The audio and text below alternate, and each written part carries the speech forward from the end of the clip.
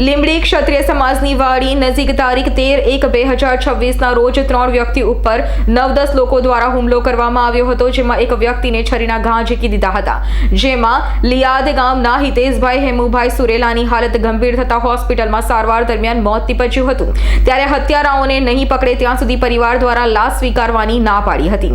Police દ્વારા આશ્વાસન આપતા લાશ સ્વીકારવામાં આવી હતી અને ત્યારબાદ પોલીસ પકડમાં 6 હત્યારાઓ આવી જતા તેઓનું ઘટના સ્થળે રિકન્સ્ટ્રક્શન કરાયું હતું, તેમજ લિયાદ ગામમાં પણ રિકન્સ્ટ્રક્શન કરવામાં આવ્યું હતું। આ રિકન્સ્ટ્રક્શન પોલીસ કાફલા સાથે કરવામાં આવ્યું હતું।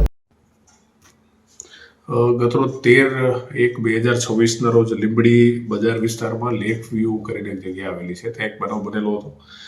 આ બનાવની અંદર ફરિયાદી દીપકભાઈ સન ઓફ કાળુભાઈ ભાવાભાઈ સુરેલા જે છે એમની ફરિયાદ મુજબ એ પોતે મરણ જનાર હિતેશભાઈ હેમુભાઈ સુરેલા અને અન્ય એમના એક મિત્ર જે છે એ બજારની અંદર ખરીદી માટે ગયેલા હતા।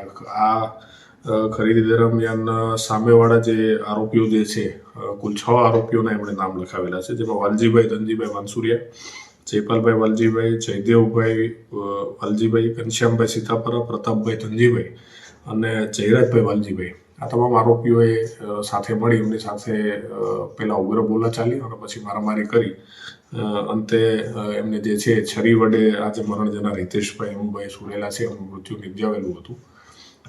આ સમગ્ર બનાવ પાછળનું કારણ એવું હતું કે અગાઉ આજે મરણ જનાર હિતેશભાઈ હેમુભાઈ જે છે એમના ભાઈની દીકરી ને અગાઉ આરોપીઓ જે છે એ ભગાડીને લઈ ગઈ અને એની સાથે લગ્ન કરેલા હતા, જે વાતનું બંદૂક રાખી અને અવારનવાર એમની સાથે જે છે મગજમારી થતી હતી અને ગઈકાલે તેઓ ખરીદી દરમિયાન સામસામે આવી જતા બનાવ બનેલો હતો।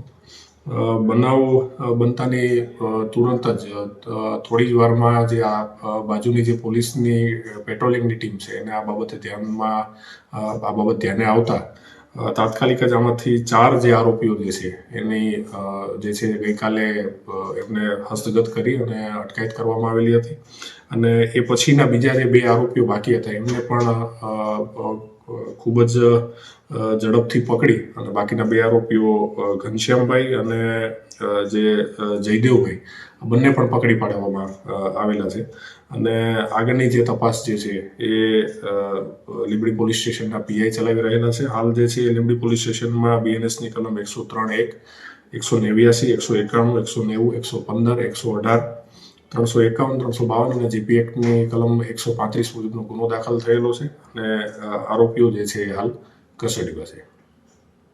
મારું નામ સુરેલા દીપકભાઈ કારુભાઈ, મારા દાદાના દીકરા હિતેશભાઈનું કાલ રાતે મૃત્યુ પામ્યા, ત્યાં હત્યા થઈ હતી અને ડેડ બોડી એને સ્વીકારી લીધી છે।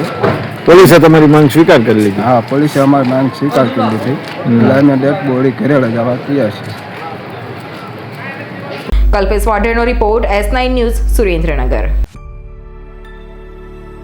અમારી તમામ માહિતીથી અપડેટ રહેવા માટે જોડાયેલા રહો S9 ન્યૂઝ સાથે।